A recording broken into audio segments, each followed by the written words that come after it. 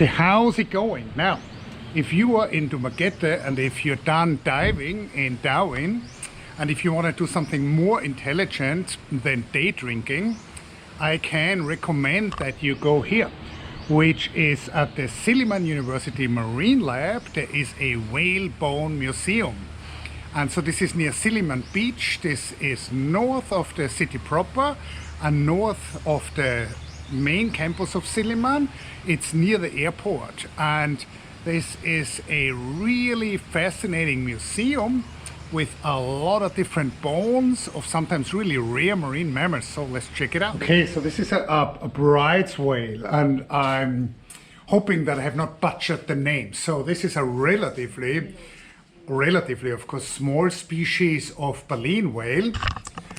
You can see the head here of this animal, and then you can see the rib cage and the spinal cord. Now most of that are actual bones. Some are, especially the appendages and parts of the ribs, are reconstructions.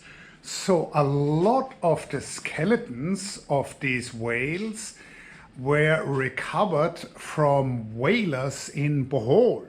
And here there are still these traditional whaling weapons. Now, you know, it's obviously not a very nice thing what the Faroe Islanders and the Japanese are still doing now to industrially hunt whales. But if you have like a spear like that and you climb off a little boat and you attack a whale, that takes much more balls. And so these whalers in Bohol caught a lot of these animals, and then the Silliman University researchers, I believe in the 80s and in the 90s, recovered these bones. So there is a wide selection here in this museum of vertebrae and of skulls and of jaws. So over here there is just a selection of baleen whale jawbones. So this is really quite spectacular.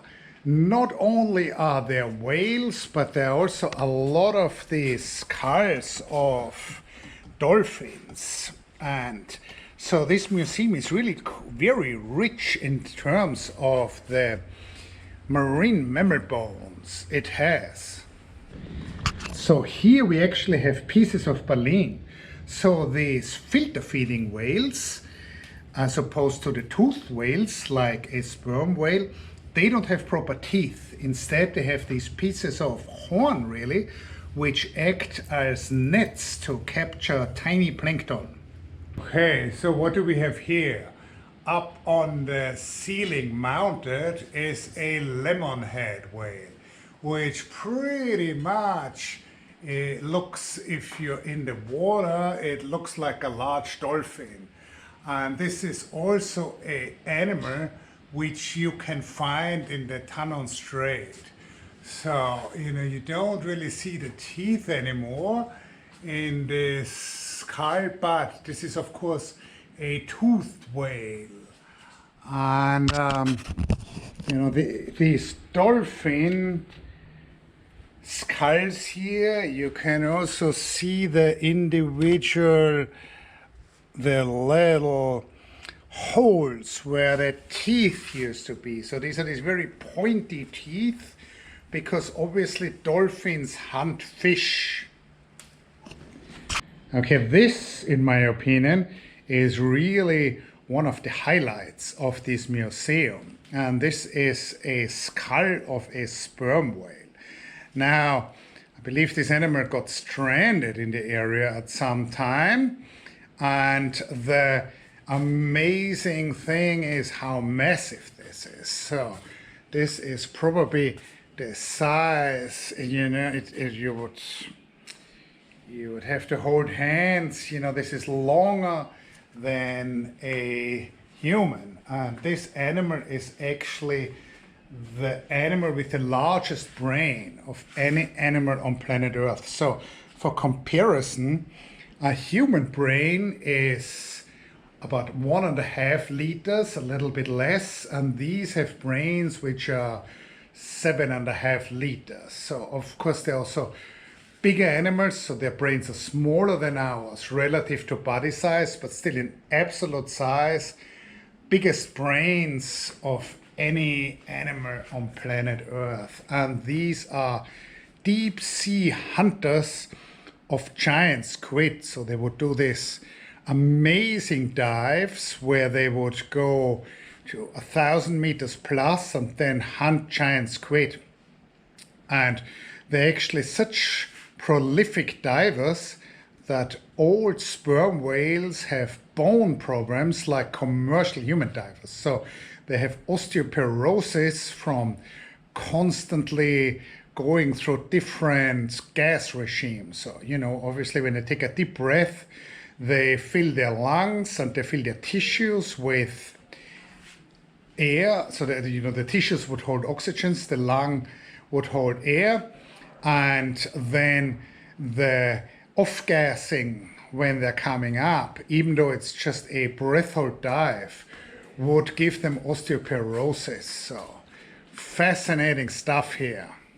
Yeah, you can see, so there's this whole collection of whale skulls here, which I believe was all recovered from these previous whaling communities in Bohol, which of course is the neighboring island. So it's just amazing to be so close to these bones and to see how extremely large these animals are compared to a human. Okay, now what do we have here?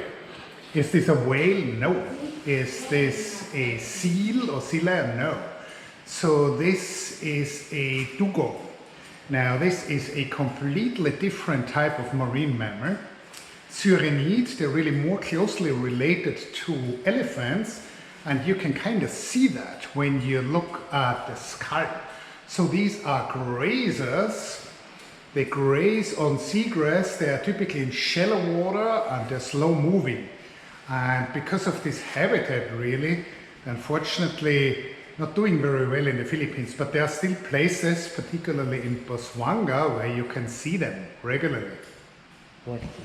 Okay, so here we have giant clams, and obviously these are the calcium carbonate shells of these giant clams. And if I'm not mistaken, this is Tridacna maxima, not gigas, the biggest species. So there are a number of species of these animals, and particularly the gigas, the largest ones, were locally extinct in the Philippines in the 1960s, and then the famous Professor Ed Gomez, I believe, brought back juveniles from the Solomon Islands to repopulate the Philippines with these animals. So also very nice in this museum, some art by Dr. Maipa, who is one of the faculty members at the research institute here. So she liked that quite a lot. So there's an old man cleaning, collecting shellfish in the shallows. Still a very important, you know, culturally important and, you know, culinarily important activity for a lot of people in the coastal Philippines. Now what else do we have? So there is a little bit of history of scuba diving. Of course, you know, the art of scuba diving is really important for marine science. You want to look at what you're researching, and as humans we can only dive for so long without extra equipment. So here there is some historic diving equipment which is really quite worth checking out. Scott, what do you think about the Whalebone Museum? It's an awesome and sacred place even. I love it. It's very powerful. You can feel the life of these animals in their vertebra, but of course I'm a chiropractor. Yeah. So whales need chiropractors as well. Yeah. So what kind of pains do you think they would have? What would whale pains be? Toothache? Toothache, baleen problems? Maybe their tail is bent. All that kind of thing needs to be straightened out. All kinds of things. So, you know, like if I run into a whale with a back problem, send them to me. Absolutely. 100%. My office will capacitate the sperm whale even. Yeah. I'll fit him in there somehow. We'll make it happen.